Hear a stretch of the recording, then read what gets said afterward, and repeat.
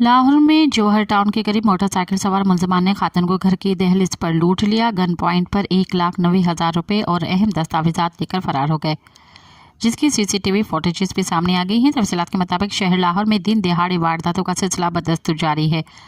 जौहर town के इलाके में बैंक से रकम निकलवाने वाली खातून को घर की दहलीज पर लूट लिया गया, जिसकी सीसीटीवी वीडियो सिटी ने हासिल कर ली है। वारदात मंगल के दोपहर 3:30 बजे के करीब मदीना स्ट्रीट में पेश आई। सीसीटीवी में मोटरसाइकिल सवार 2 मुलजमान नजर आए हैं, जिसमें से एक मुलजिम ने हेलमेट जबकि दूसरे ने मास्क की मदद से चेहरा छुपाए हुए रखा है। मुलजमान रक्षा में बैठी खातून से गन पॉइंट पर हैंड बैग छीन कर फरार हो जाते हैं, जिसमें 1,90,000 रुपए नकदी ज़रूरी दस्तावेजात मौजूद थे।